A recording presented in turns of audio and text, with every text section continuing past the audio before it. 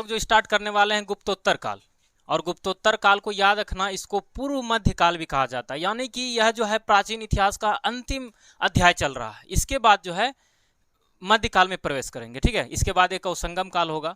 तो इसमें पृष्ठभूमि के रूप में इतना याद रखना है, गुप्तोत्तर काल में क्या हुआ, 8वीं सदी के मध्य आते आते गुप्त साम्राज्य जो है पूर्णतः विखंडित हो गया, और इसके बाद उत्तर भारत में सामंतवाद नाम की एक नई प्रवृत्ति का विकास होता है, ठीक है। और इस बीच में जो है छोटे छोटे राजवंशों का उदय होता है जो उत्तर भारत में अपना साम्राज्य स्थापित करने का काम करता है। हालांकि कोई ऐसा शक्तिशाली राजवंश नहीं हो पाता है जो संपूर्ण भारत को एक सूत्र में बांध सके, ठीक है। और तो यह सिलसिला कब तक चला, जब तक तुर्कों ने आकर भारत में शासन स्थापित नहीं कर पाया, तब तक जो है यही सिलसिला चलता रहा, सामंतवाद और उसके साथ ही साथ छोटे छोटे राजवंशों का शासन, ठीक है।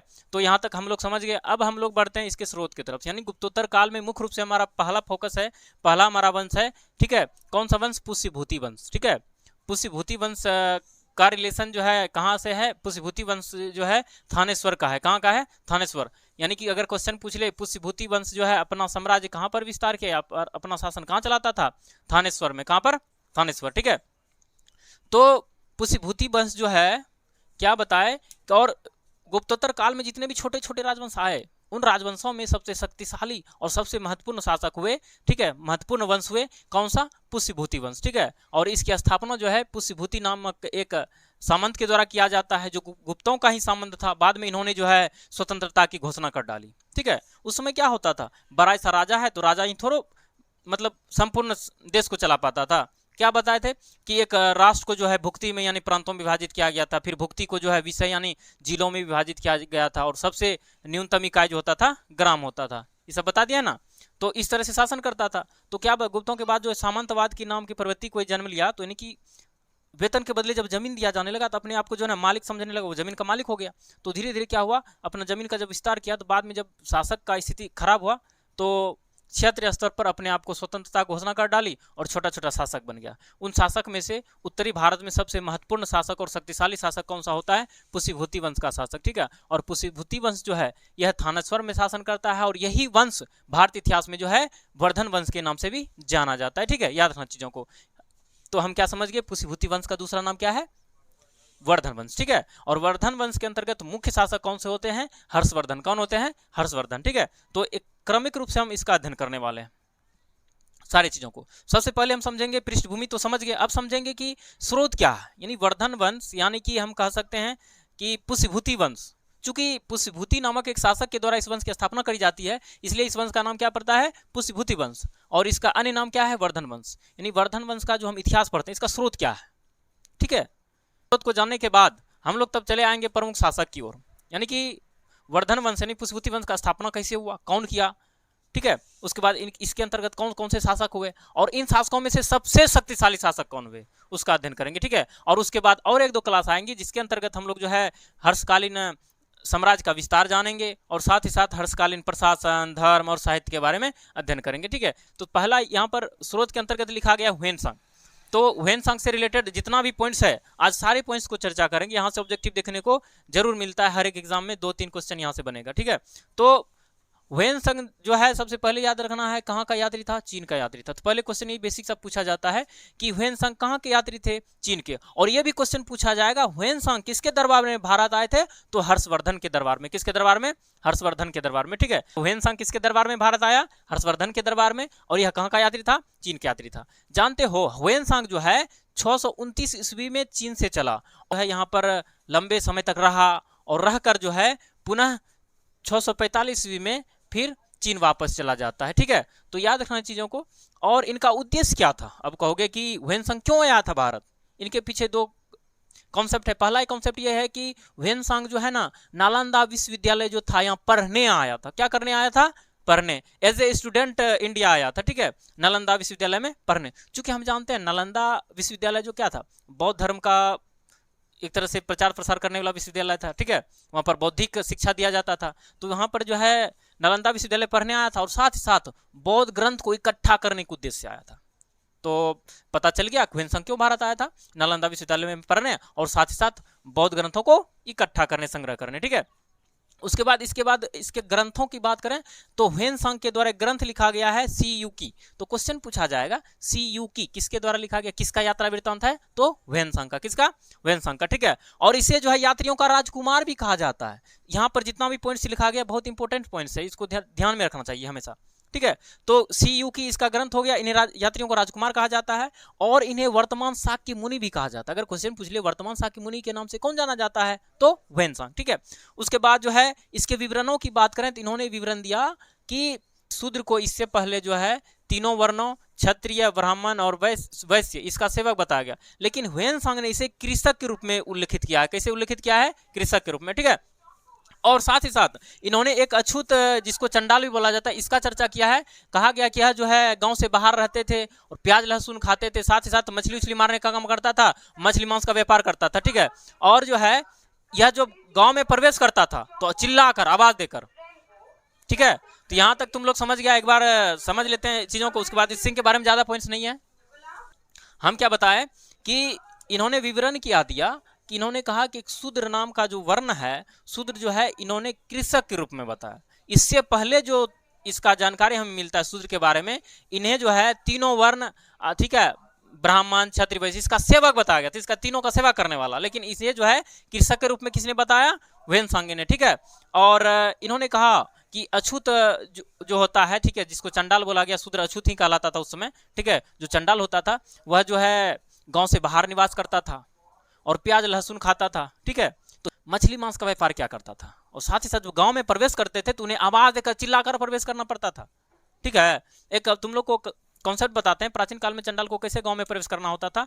तो गांव में अछूत से माना जाता था, गांव में जब प्रवेश करता था, ठीक है, एक घंटी बांध लेता था अपने गले में या फिर हाथ में, ठीक है। वो घंटी को बजाते हुए आता था, टन टन टन करते हुए। तो इसका आवाज सुन के जो है सभी लोग छिप जाते थे। उसका परछाई पड़ता था ना तो अछूता माना जाता था, उसका नजर नहीं पड़े, यहाँ तक कि परछाई नहीं पड़े। और वो जो चलता था पैर से जो निशान बनता था बालू पर, ठीक है, रेत पर, उसको मिटाने के लिए पीछे ना झाड़ी बांध लिया करता था। पीछे जब चलता था पीछे झाड़ी जो है उसके पैरों के निशान प्लेन करते हुए आता था, ठीक है। इस तरह से चंडाल को उस समय गांव में घुसने का अनुमति था। एक तो पहले तुम आवाज करो, इससे जितना भी लोग होगा अपना खिड़की दरवाजा बंद कर ले, यहाँ तक नजर नहीं पड़ना चाहिए और यहाँ तक उसका परछाई जमीन पर नहीं आना चाहिए, अछूता माना जाएगा। इस तरह से छुआछूत प्राचीन काल में जो है अछूत इस तरह से फैला हुआ था। और क्या बताए, जब चंडाल चला करता था गांव में तो आवाज दिया, दूसरा या तो घंटी बांध लिया, उसके बाद पीछे में जो है कोई झाड़ी उड़ी बांध लिया करता था कमर में, जिससे चलता था पीछे पीछे जो है ना उस पैर के निशान को समाप्त करते हुए आता था, ठीक है। इस तरह से देखो छुआछूत प्राचीन भारत में व्याप्त था, ठीक है। तो यहाँ तक हम लोग समझ गए। और एक शासक आता है इत्सिंग, ठीक है। और इत्सिंग जो है नालंदा आता है, कब आता है? 670 ईस्वी में, ठीक है। इतना इसके बारे में ज्यादा कॉन्सेप्ट नहीं है, ज्यादा कॉन्सेप्ट है ह्वेनसांग के बारे में, ठीक है। तो ह्वेनसांग का एक बार री कर लेते हैं, तब लोग हम लोग आ जाएंगे शासक पर। ह्वेनसांग के बारे में क्या जाने, यह चीनी यात्री था और यह जो है कब भारत आता है? 629 ईस्वी में, ठीक है, स्थल मार्ग के द्वारा। और भारत आकर एक लंबे समय तक रहकर यह पुनः जो है 645 ईस्वी में चीन वापस लौट जाता है। और इन्होंने जो है इनके आने का उद्देश्य क्या था? नालंदा विश्वविद्यालय में पढ़ना, साथ ही साथ बौद्ध ग्रंथों को इकट्ठा करना, संग्रह करना, ठीक है। और इसके ग्रंथों की बात करें, ह्वेनसांग के द्वारा कौन सा ग्रंथ लिखा गया था? सी यू की। तो क्वेश्चन पूछा जाएगा सी यू की किसका यात्रा वृत्तांत है? ह्वेनसांग का। इन्हें जो यात्रियों का राजकुमार कहा जाता है और साथ ही साथ, ठीक है, इसे वर्तमान शाक्य मुनि भी बोला जाता है। क्या बोला जाता है? वर्तमान शाक्य मुनि। अगर इनके विवरणों की बात करें तो इन्होंने जो है क्या बताया, एक शूद्र जो वर्ण होता था, शूद्र जो जात होता था, ठीक है, वह कृषक के रूप में है, ठीक है, यानी कि भारत में इसे कृषक के रूप में बताया। इससे पहले जो है शूद्र को क्या बताया गया था? तीनों वर्ण यानी ब्राह्मण क्षत्रिय वैश्य का क्या बताया था? सेवक। लेकिन ह्वेनसांग ने उसे क्या बताया? कृषक। इसके अलावा बताया कि भारत में छुआछूत व्यवस्था प्रचलित था और छुआछूत के अंतर्गत जो वर्ण होता था, शूद्र या फिर जो चंडाल होता था, उन्हें गांव से बाहर रहना होता था, ठीक है। और वह जो है मांस मछली का व्यापार क्या करता था, ठीक है, कृषि क्या करता था, प्याज लहसुन खाते थे और गांव में प्रवेश करने से पहले उसे क्या करना पड़ता था? चिल्लाना पड़ता था, आवाज देना पड़ता था या फिर घंटी बांध लिया जाता था। अभी क्या देखते हैं, वर्तमान में कोई फेरी वाला आता है तो क्या करता? पहले मुंह से बोलता था, अब क्या देखते हैं? बाजा लगा लेता है, ठीक है, सब्जी वाला हो फल वाला हो, बाजा लगा लिया। उस तरह चंडालों भी कितना मुंह से बोलेगा, तो घंटी ले लेता था हाथ में, ठीक है, टन टन टन टन करते हुए आया, समझ जाता चंडाल आ रहा है, खिड़की दरवाजा बंद कर लो। और उसे परमिशन होता था आवाज या तो घंटी, अब प्लस में पीछे में झाड़ी बांध लो कमर में रस्सी के सहारे और चलते जाओ, पीछे से जो है ना घिसते आएगा, तुम्हारे पैर का निशान मिटाते आएगा। इस तरह से छुआछूत भारत में व्याप्त था। ठीक है, उसके बाद जो है इस सिंह के बारे में जो याद रखना, यह नालंदा विश्वविद्यालय आया था, कब आया था 670 ईस्वी। इसके बारे में ज्यादा डिटेल नहीं है। अब हम लोग आ जाते हैं प्रमुख शासकों की तरफ। प्रमुख शासकों की बात करें तो पुष्यभूति वंश का स्थापना जो है पुष्यभूति के द्वारा किया गया था। पुष्यभूति वंश का स्थापना किसके द्वारा किया गया है? पुष्यभूति के द्वारा। सिंपल है। अगर क्वेश्चन पूछ दे पुष्यभूति वंश की स्थापना किसने करी है? पुष्यभूति ने। अगर क्वेश्चन को उलट दे कि वर्धन वंश की स्थापना किसने करी है, तो फिर भी क्या होगा? पुष्यभूति होगा, क्योंकि पुष्यभूति वंश वर्धन वंश सेम है। ठीक है, तो संस्थापक पुष्यभूति हो गया। और इनकी राजधानी कहाँ थी? कन्नौज थी। कहाँ थी? कन्नौज। हालांकि इनके शासनकाल में कन्नौज, हर्षवर्धन के शासनकाल में राजधानी कन्नौज आती। किसके शासनकाल में? हर्षवर्धन के शासनकाल में। ठीक है, और यह जो है गुप्तों के सामंत थे। बताए ना कि गुप्तों का सामंत हुआ करता था। यह जो है वर्धन वंश का शासक, ये क्या हुआ करता था? गुप्तों का सामंत। बाद में इन्होंने जब गुप्तों का शक्ति का पतन हो रहा था, गुप्तों का स्थिति कमजोर हो रहा था, इन्होंने स्वतंत्रता की घोषणा कर ली और स्वतंत्र शासक बन गया। और यह जो शासक क्यों प्रचलित है? वर्धन वंश, हुनों को पराजित करने की वजह से यह लोग व्याख्यात हुआ। ठीक है, ठीक है, कौन सा? पुष्यभूति वंश या वर्धन वंश। तो क्या समझा यहां तक? यह गुप्तों का सामंत था। बाद में जब गुप्तों की स्थिति कमजोर होने लगा तो क्या करा इन्होंने? स्वतंत्रता की घोषणा कर ली और अपना जो है वंश का स्थापना करा। और यह शासक, यह वंश क्यों प्रचलित है? ठीक है, हुनों को पराजित करने की वजह से। किसके वजह से? हुनों को पराजित करने की वजह से। ठीक है, और इसके अन्य शासकों की बात करें, इसके बाद जो है पुष्यभूति के बाद कौन कौन शासक आता है? नरवर्धन आता है, आदित्य वर्धन आता है, प्रभाकर वर्धन। याद रखना चीजों को, वर्धन वर्धन वर्धन सब में लगा हुआ है, तो पकड़ने में कोई दिक्कत नहीं होगा, आसानी से हम पकड़ सकते हैं इजीली। तो पुष्यभूति के बाद कौन कौन से शासक आते हैं? नरवर्धन, आदित्य वर्धन और प्रभाकर वर्धन। ठीक है, तो ये दोनों शासक शासन करते हैं। उसके बाद आता है लास्ट में प्रभाकर वर्धन। प्रभाकर वर्धन को जो है 2 पुत्र और 1 पुत्री था। 2 पुत्र कौन कौन सा? राजवर्धन और हर्षवर्धन। और पुत्री था एक राजश्री। और इस पुत्री का विवाह किससे हुआ? गृहवर्मन से। गृहवर्मन कौन था? ये कन्नौज के मौखरी वंश का शासक था। तो याद रखना चीजों को। प्रभाकर वर्धन के कितने संतान? 3, 2 पुत्र और 1 पुत्री। पुत्र कौन कौन सा? राजवर्धन और हर्षवर्धन। ठीक है, उसके बाद पुत्री कौन सा? राजश्री। और राजश्री का विवाह किससे हुआ? गृहवर्मन से। गृहवर्मन कौन था? कन्नौज के मौखरी वंश का शासक। इसे हो गया शादी। और राजवर्धन जो है ना, राजवर्धन का हत्या हो गया। यानी हर्षवर्धन का जो भाई था, बड़ा भाई, इस राजवर्धन का हत्या कर दिया। किसने? शशांक एक शासक था। और शशांक कहाँ का शासक था? गौड़ शासक था। याद रखना चीजों को। तो क्वेश्चन पूछा जाएगा कि राजवर्धन का जो है हत्या किसके द्वारा किया गया? शशांक के द्वारा। किसके द्वारा? शशांक। शशांक कहाँ का शासक था? गौड़ का। ठीक है, गौड़ जो बंगाल पड़ता है, बंगाल के क्षेत्र में। ठीक है, उसके बाद जब राजवर्धन का मृत्यु हो जाता है तो उसका भाई हर्षवर्धन गद्दी पर बैठता है। ठीक है, आई होप यहां तक समझ में आ गया होगा। फिर से एक बार रिक कर दे रहे हैं। तो याद रखना, वर्धन वंश की स्थापना पुष्यभूति के द्वारा की गई है। और इसका जो राजधानी क्या कहाँ था? कन्नौज। हालांकि कन्नौज राजधानी बाद में बनाया जाता है हर्षवर्धन के द्वारा। और यह जो है गुप्तों के सामंत थे। किसके सामंत थे? गुप्तों के सामंत। गुप्तों की स्थिति जब कमजोर होने लगी, इन्होंने स्वतंत्रता की घोषणा कर दी। और यह वंश क्यों प्रचलित है? हुनों को पराजित करने की वजह से प्रचलित। किसकी वजह से? हुनों को पराजित। और इनके अन्य शासकों की बात करें, कौन कौन सा? नरवर्धन, आदित्य वर्धन और प्रभाकर वर्धन। प्रभाकर वर्धन को 3 संतान, 2 पुत्र और 1 पुत्री। पुत्र कौन कौन सा? राजवर्धन और हर्षवर्धन। पुत्री कौन सा? राजश्री। और राजश्री का विवाह गृहवर्मन से हुआ। गृहवर्मन कौन था? कन्नौज के मौखरी वंश का शासक। कौन था? कन्नौज के मौखरी वंश का शासक। और इसका जो है राजवर्धन, ये जो हर्षवर्धन का बड़ा भाई था, इसका हत्या कर दिया गया शशांक के द्वारा। शशांक कौन था? गौड़ शासक। गौड़ प्रांत कहाँ पड़ता था? बंगाल के क्षेत्र में। ठीक है, और जब राजवर्धन का निधन हो जाता है तो कौन बनता है शासक?